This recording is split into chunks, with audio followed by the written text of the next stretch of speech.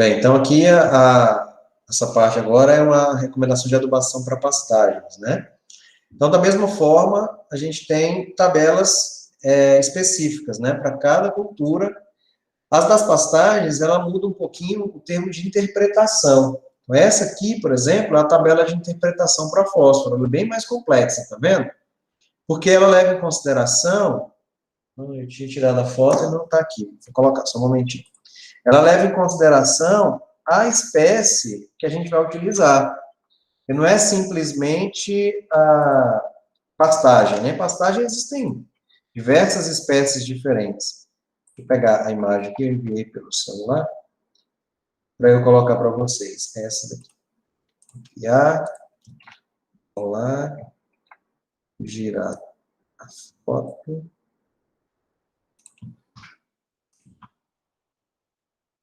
Agora vai dar para vocês verem aí também essa figura. Pronto. Deixa eu voltar aqui. Então, vou apresentar aí para vocês de novo. Essa tela, eu tenho uma análise de solo, né, como as outras, que é importante a gente saber o valor de fósforo, que está 11, de potássio, mas que a interpretação é um pouquinho diferente, né? Eu preciso identificar qual a espécie de capim vai ser plantada. Por isso que a gente sempre fala, né, que depende da adubação. Por exemplo, eu tenho espécies que elas são consideradas pouco exigentes, né? O grau de exigência de algumas forrageiras às condições de fertilidade. Então, por exemplo, estilosante, cultivar mineirão, bandeirante, estilosantes macrócéfala, cultivar pioneiro, cultivar capitata, macrocéfala ou Campo Grande, né? Ela também é pouco exigente, calopônio é pouco exigente, mas eu tenho amendoim forrageiro, por exemplo, que é uma espécie exigente, e eu tenho a leuceno, a soja perene, que são espécies muito exigentes. Da mesma forma, eu tenho... O que seria esse leucene?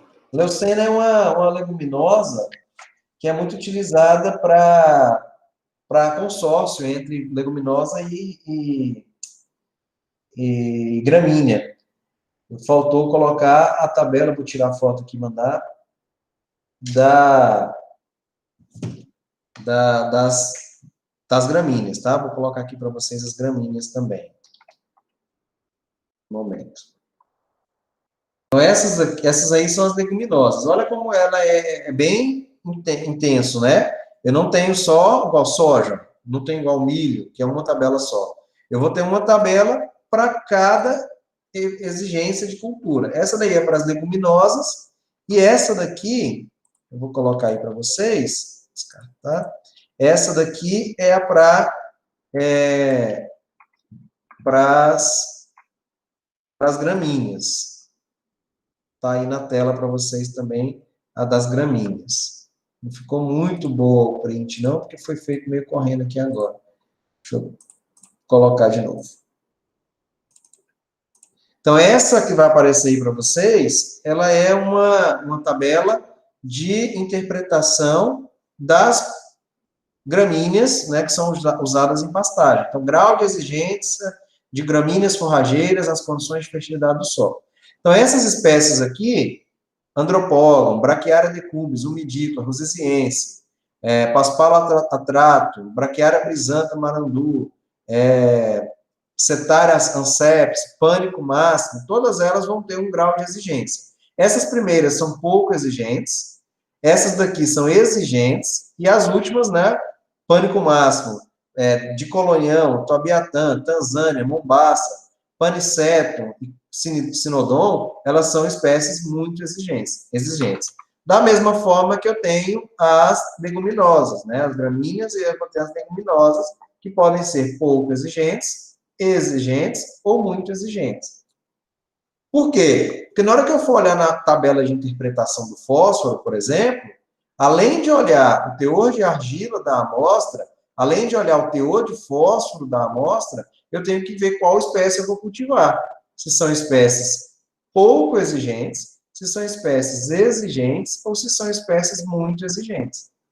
Por exemplo, se eu tiver uma análise lá de fósforo com 30% de argila e 10 de fósforo, vai dar aqui, né? 30% de argila está aqui, 30% de argila está aqui, 30% de argila está aqui.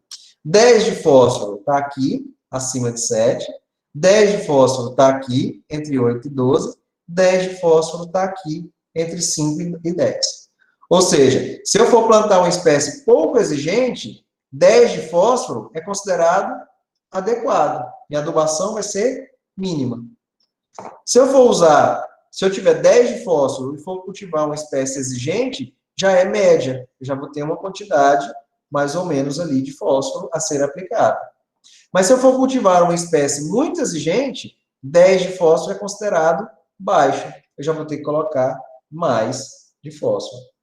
Entendeu? Então, além de olhar a quantidade de argila e a quantidade de fósforo, eu tenho que saber qual espécie eu vou cultivar. Por isso que tem essa tabela aqui anterior, né? Vamos trabalhar inicialmente apenas com variedades solteiras, com cultivo solteiro e de espécies gramíneas, né? Na prova de vocês eu vou colocar só espécies gramíneas e uma cultura só. Porque lá na frente a gente vai ver que existem tabelas de cultivos consorciados, uma gramínea e uma leguminosa e tal. Então não vamos levar isso em consideração por enquanto, não. O que a gente começa fazendo? Da mesma forma, né? A gente vai ter que interpretar o fósforo e depois vai ter que interpretar o potássio. Tá aqui a recomendação do potássio, né? Vamos lá. Então, uma diferença que eu tenho para as pastagens. Eu não preciso levar em consideração a CTC. Eu não preciso anotar a CTC. Mas eu tenho que anotar o teor de fósforo. Então, vamos lá. Teor de fósforo dessa amostra, 11. Eu preciso anotar o teor de argila dessa amostra, está lá embaixo, 48,5. Aqui, 48,5. E eu preciso anotar o valor de potássio, que nesse caso está ali 75. Certo? Aqui, ó, 75 de potássio, 11 de fósforo, 48 de argila. A CTC é 10, mas eu não preciso me preocupar com CTC. Professor, qual espécie a gente vai trabalhar? Vamos usar um qualquer aqui. Digamos que o produtor quer utilizar uma espécie exigente. Vamos colocar pânico máximo, cultivar colonião. Então, a gente olha aqui, ó, pânico máximo, cultivar colonião. Ela é uma planta considerada, pânico máximo colonião, ela é uma planta considerada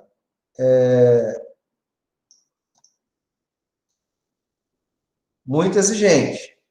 Se o produtor fosse plantar o pânico máximo, cultivar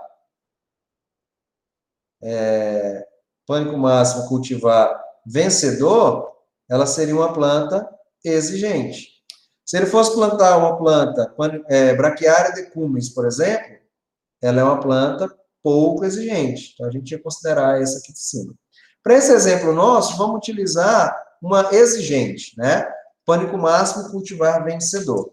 Então, ela é exigente e eu preciso olhar nas tabelas de recomendação sempre para essa cultura sendo considerada exigente. Então, a gente não vai considerar agora essa tabela, que é para leguminosas forrageiras. A gente vai trabalhar só com as gramíneas, que é da tabela anterior. Interpretar a análise de fósforo. Está aqui. Vou rachar, tirar tudo aqui, apagar tudo. Então, vamos lá. Fósforo. Eu preciso saber se a espécie ela é pouco exigente, exigente ou é muito exigente. Eu já vi aqui atrás que a gente vai trabalhar com essa espécie, ela é exigente. Então, na hora que eu for interpretar, eu vou desconsiderar essa primeira tabela, porque são para as pouco exigentes, e vou desconsiderar essa última tabela, que é para espécies muito exigentes. Eu vou usar a tabela do meio, espécies exigentes. Teor de argila, a gente olhou lá atrás e anotou que é 48,5 de argila. E o teor de fósforo, a gente olhou que é 11. Então, eu vou olhar aqui, 48 de argila está nessa faixa, entre 36 e 60. teor de argila entre 36 e 60. 11 é considerado adequado o teor de fósforo. Ó, acima de 6 é adequado. Se fosse aqui, daria adequado também. Se fosse aqui, daria adequado também, né? Acima de 10 aqui, para essa quantidade de argila, entre 36 e 60. Então, a gente anota, né? Teor de fósforo da nossa amostra, é considerada adequado. Fósforo adequado. Diferente para a produção de culturas, espécies gramíneas ou grãos, né? Que a gente viu agora há pouco, a tabela de fósforo ela não traz a recomendação já na mesma tabela. Aquela já vinha do lado aqui, quantos quilos precisava aplicar, né? Na outra tabela, essa aqui não tem. Tá aqui, ó. Tabela de fósforo, recomendação de adubação fosfatada para estabelecimento de pastagem. Então, eu não tenho adubação corretiva para pastagem. Já entro aqui nessa análise, já, para adubação de plantio. Quanto que deu? Teor de, a gente não olha essa, porque é para espécies pouco exigentes. A gente não olha essa, que é para espécies muito exigentes. A gente olha essa do meio. 48 está aqui. 48% de argila está nesse intervalo. Então, 48 de argila está aqui. Oh, Deus. 48 de argila está aqui.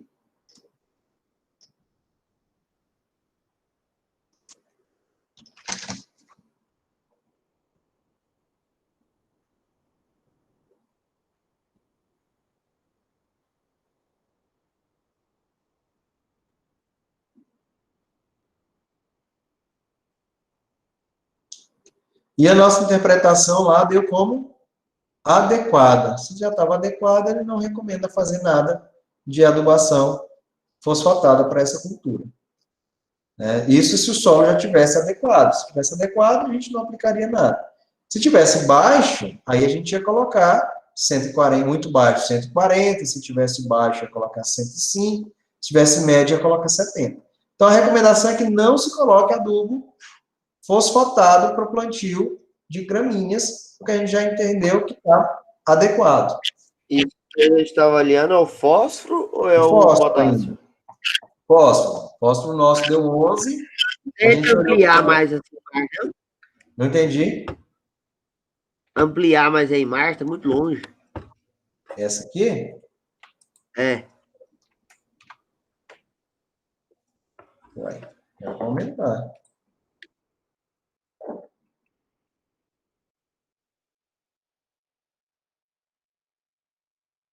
Não querendo aumentar, não. Não tô entendendo, não. Ah, então deixa aí mesmo. Não está aumentando mesmo, não. Seta. Caneta. Dá para aumentar com esse comando aqui, Ctrl.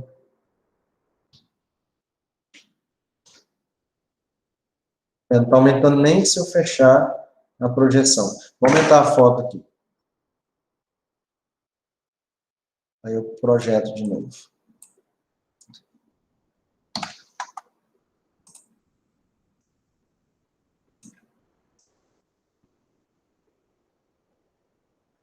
Aí, ó.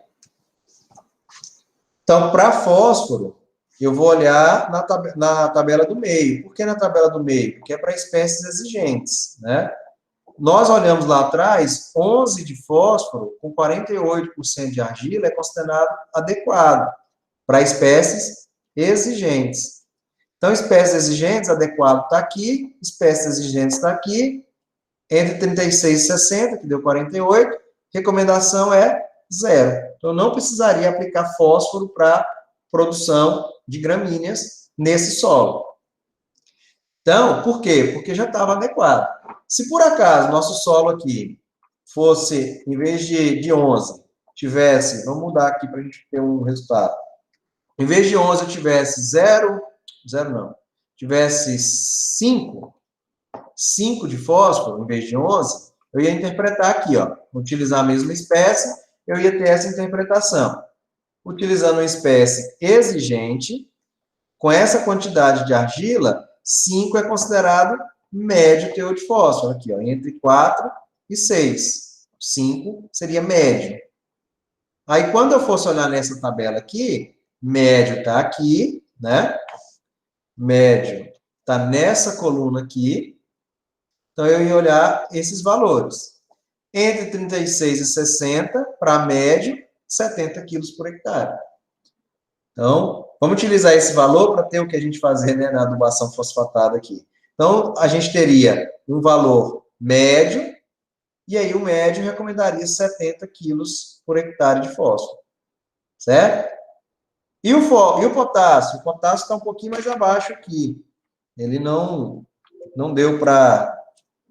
Eu cortei, né? Vou colocar aí de novo para vocês. Potássio da mesma forma. O potássio, ele precisa... a interpretação dele está aqui embaixo. Potássio, menos de 25 no solo de potássio, é considerado baixo. Aqui é considerado adequado e aqui é considerado alto. Nosso potássio estava com quanto lá? 75, né? 75 de potássio. 75 de potássio é considerado acima de 50, pastagem consorciada. Meu Deus. Pastagem consorciada precisaria aplicar 20 quilos. No nosso caso, é uma pastagem solteira, poderia aplicar nada de potássio. Seria necessário, então, aplicar o quê? Só fósforo. Só os 70 quilos de fósforo por hectare. Né? Então, essa seria a recomendação de aplicação para essa cultura. Aplicar 70 quilos de fósforo por hectare. Nitrogênio, não? Nitrogênio. Nitrogênio para essa cultura a gente não aplica. Para as gramíneas a gente não aplica no plantio. A gente vai aplicar o nitrogênio só na cobertura também. Então, por isso que esse livro é interessante. Ele traz todas essas recomendações de adubação, as épocas de aplicação. É um livro de cabeceira mesmo para quem for trabalhar com a adubação e solos. Ele é importantíssimo de se encontrar. Está um pouco mais difícil ultimamente. Um vizinho nosso aqui falando que ele estava fazendo adubação de cobertura. Ele estava jogando 20, 10, 10. 20, 10, 10? Cobertura de pastagem, branquearão. Uhum. Por quantos anos? Primeiro ano? Eu acho que não, porque todo ano ele aduba. Então, a recomendação de adubação de cobertura, ela pede, aqui, ó, calagem e adubação de manutenção depois, né? Ele tem alguns trabalhos que mostram as quantidades, né? Vai depender da análise de solo também. Então, aqui eu tenho o nitrogênio, na fase de estabelecimento das pastagens para gramíneas e solos com baixo teor de matéria orgânica, aplicar de 40 a 50 quilos de nitrogênio por hectare em cobertura. Então, a gente precisaria aplicar essa quantidade, né, de 40 a 50 quilos de nitrogênio por hectare. Para fósforo, ele fala que é importante fazer a adubação fosfatada. É diferente do fósforo, por exemplo, para a cultura anual. Colhe ali em 3 meses, ano que vem você planta de novo e aduba de novo. Para as pastagens, eu preciso realmente fazer uma adubação de cobertura. Né? Então, tanto com potássio, com cálcio, às vezes com enxofre, com magnésio, sempre importante fazer a adubação de cobertura nessas culturas, né?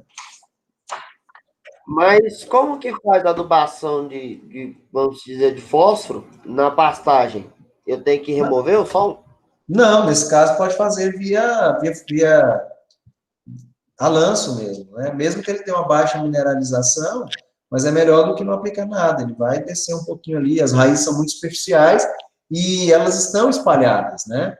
A diferença de uma pastagem, por exemplo, para uma cultura, como é o caso da soja, é que a pastagem, eu tenho raiz em todas as áreas, ela é gramínea, ela vai espalhar as raízes.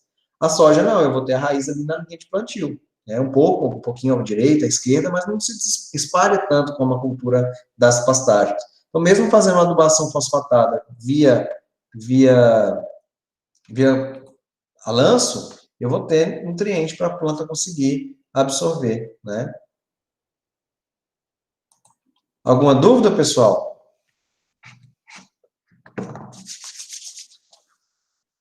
Vou parar aqui a gravação.